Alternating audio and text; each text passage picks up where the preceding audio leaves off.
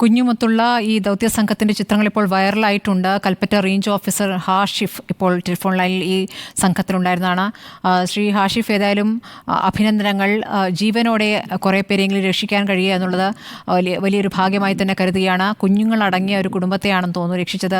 ആ ഒരു ദൗത്യം ഒന്ന് വിശദീകരിക്കാമോ? എപ്പോഴാണ് നിങ്ങൾ അറിഞ്ഞത് ഇവിടെ ഇങ്ങനെ കുറച്ചു പേർ നിൽക്കുന്നുണ്ട് എന്ന്?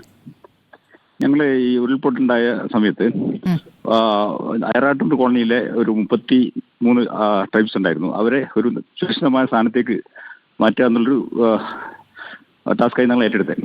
അതിന്റെ ഭാഗമായിട്ട് പോയ സമയത്ത് ശാന്തയും ഒരു കുട്ടിയും കണ്ടു.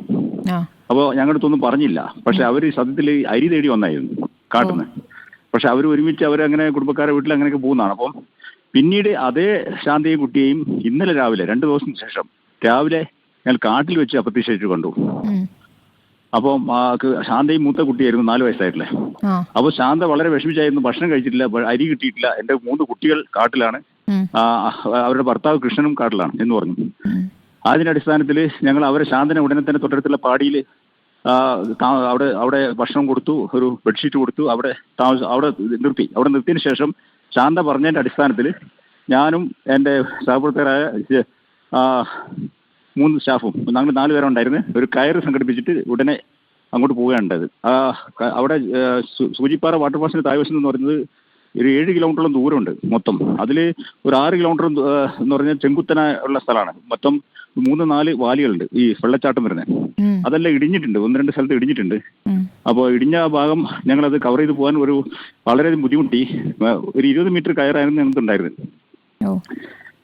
ആ കയർ വെച്ച് ഞങ്ങൾ തൂങ്ങിയിറങ്ങി ആ ഭാഗത്തേക്ക് പോയി ഒരു ഏകദേശം 2:15 കൂടിയിട്ട് അവിടെ എത്തി.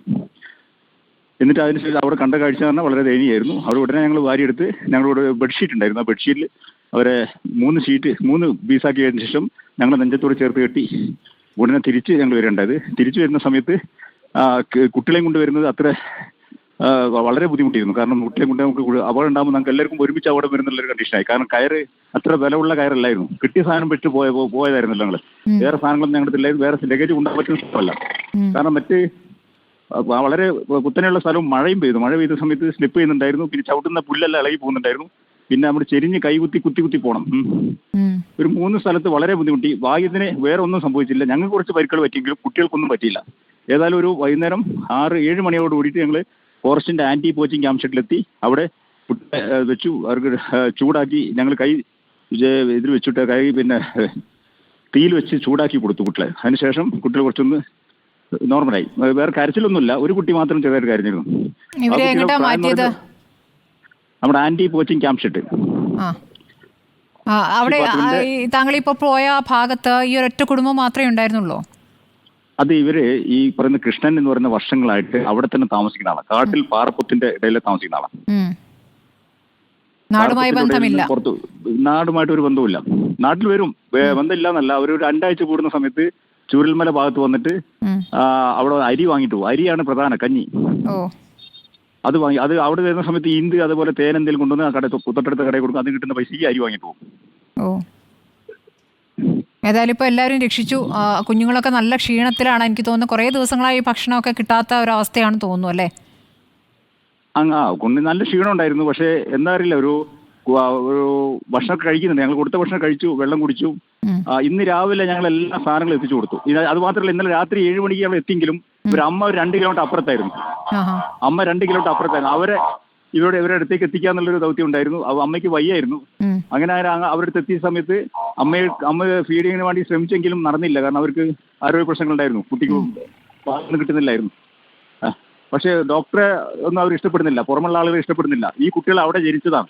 ഈ 3 കുട്ടികൾ 1, 2, 3 വയസ്സുള്ള കുട്ടികൾ കാട്ടിൽ ജനിച്ചവരാണ്. അവർ ഇതുവരെ ഈ ഭാഗത്ത് പുറംലോകം കണ്ട ആൾക്കാരല്ല. കണ്ണുകളിൽ ഒരു പകപ്പുണ്ട് കുട്ടികളുടെ. നിങ്ങളെയൊക്കെ കണ്ടതിന്റെ ഒരു പകപ്പുണ്ട്. അല്ല, ഞങ്ങളെ കാണും. ഞങ്ങളെ ഇടയ്ക്ക് കാണുന്നതാണ്. ഞാനിവിടെ വർക്ക് ചെയ്ത ആളാണ്. ഞങ്ങളിടയ്ക്ക് എങ്ങനെയെങ്കിലും ഒരു 3-4 മാസം കൂടുന്ന സമയത്തെങ്കിലും സ്റ്റാഫ് ആ വഴി പോകുന്ന സമയത്ത് കാണും. പക്ഷെ ഇപ്പൊ അങ്ങോട്ട് പോകാനുള്ള ഒന്നുമില്ല. കാരണം ഇടിഞ്ഞിട്ടുണ്ട്, കുറെ ഭാഗത്ത് പോയിട്ടുണ്ട്. അതുകൊണ്ട് തന്നെ ഈ കൃഷ്ണന് അവിടെ നിൽക്കാനൊരു പേടിയുണ്ടായിരുന്നു. അതും ഞങ്ങൾക്ക് ഒരു അനുകൂല ഇതായി. അതുപോലെ കൃഷ്ണൻ ഞങ്ങളൊരു സ്ഥലം കൊടുക്കാന്ന് പറഞ്ഞു. വനംവകുപ്പിന്റെ ഒരു സ്ഥലം കൊടുക്കാം, നീ കാണിച്ചു തരുന്ന സ്ഥലത്ത് ഷെഡ് ഉണ്ടാക്കാൻ സമ്മതിക്കാന്ന് പറഞ്ഞു. അതിന്റെ അടിസ്ഥാനത്തിൽ കൃഷ്ണൻ സമ്മതിച്ചു. പിന്നെ കൃഷ്ണൻ ഡിമാൻഡ് വെച്ചത് ആരും അങ്ങോട്ട് ചെല്ലരുത്, കൃഷ്ണൻ സ്വന്തമായിട്ട് ജീവിച്ചോളും എന്നുള്ള ഡിമാൻഡാണ് വെച്ചിരിക്കുന്നത്. ഓ, ഏതായാലും നല്ല കാര്യമാണ് ശ്രീ ഹാഷിഫ് നിങ്ങൾ ചെയ്തത്. കൽപ്പറ്റ റേഞ്ച് ഓഫീസർ ഹാഷിഫാണ് പ്രതികരിച്ചത്. നിങ്ങളോടൊപ്പം എത്ര പേരുണ്ടായിരുന്നു ഈ ദൗത്യത്തിൽ? എന്നോട് ജയചന്ദ്രൻ എന്ന് പറഞ്ഞ ഫോറസ്റ്റ് ഉണ്ടായിരുന്നു, അതുപോലെ തന്നെ അനിൽകുമാർ എന്ന് പറഞ്ഞ ഫോറസ്റ്റ് ഗാർഡ്, പിന്നെ അതുപോലെ തന്നെ നമ്മളെ ഒരു ഫോറസ്റ്റ് വാച്ചർ ഉണ്ടായിരുന്നു അനൂപ് തോമസ് പറഞ്ഞ്. ഞങ്ങൾ 4 പേരായിരുന്നു ഉണ്ടായിരുന്നത്. അതിൽ ജയചന്ദ്രൻ 50 വയസ്സായ ആളാണ്, ഞാൻ 44 വയസ്സായ ആളാണ്. അനൂപ് എന്ന് പറയുന്നത് 28. ഞങ്ങൾ വളരെ അതിസാഹസികമായിട്ട് തന്നെയാണ് പോയത്. ഏതായാലും ജീവൻ പണയപ്പെടുത്തി തന്നെ പോയി എന്ന് പറയാം. പൊട്ടിപ്പോയാൽ ഞങ്ങൾ എല്ലാവരും താഴോട്ട് പോകും. വളരെ ഭാഗ്യം കോടയുണ്ടായതുകൊണ്ട് താഴോട്ട് കാണുന്നില്ല എന്നുള്ളൊരു ധൈര്യമുണ്ട്, അത് മാത്രം. ഏതായാലും സാഹസികമായ ദൗത്യം തന്നെയാണ് നിങ്ങൾ ചെയ്തത്. ഏതായാലും വലിയ ഒരു മനുഷ്യ സ്നേഹത്തിന്റെ മാതൃക. ഈ കാട്ടിൽ ഒറ്റപ്പെട്ടു പോയ ആദിവാസി കുടുംബമാണ്. അമ്മയും അച്ഛനും 3 മക്കളും അടങ്ങുന്ന കുടുംബത്തെയാണ് ഇവിടെ പുറത്തേക്ക് എത്തിച്ചിരിക്കുന്നത്. ആ ചിത്രങ്ങൾ, കുഞ്ഞുങ്ങളെ ഈ പുതപ്പിന്റെ ഷീറ്റ് മുറിച്ചുകൊണ്ട് കെട്ടിവെച്ചിരിക്കുകയാണ്. കുട്ടികളെ മുഴുവൻ നെഞ്ചോട് ചേർത്ത് കെട്ടിവെച്ച ശേഷമാണ് കയറിൽ ഇവർ പുറത്തേക്ക് ഇറങ്ങിയത്. ആ കയറിന് അത്ര ബലം പോരായിരുന്നു. ഭാഗ്യം കൊണ്ട് കുഴപ്പമൊന്നും സംഭവിച്ചില്ല എന്നാണ് ഇപ്പോൾ ഹാഷിഫ് പറഞ്ഞിരിക്കുന്നത്. ഏതായാലും വലിയൊരു കാര്യമായി പോയി. ഇവരെ രക്ഷിക്കാൻ കഴിഞ്ഞു എന്നുള്ള, ആ മേഖലയിൽ നിന്ന് അവരെ മാറ്റിയിരിക്കുന്നു, സുരക്ഷിത സ്ഥാനത്തേക്ക് മാറ്റിയിരിക്കുന്നു എന്ന ശുഭവാർത്തയാണ് ഈ ഘട്ടത്തിൽ പ്രേക്ഷകരുമായി പങ്കുവയ്ക്കാനുള്ളത്.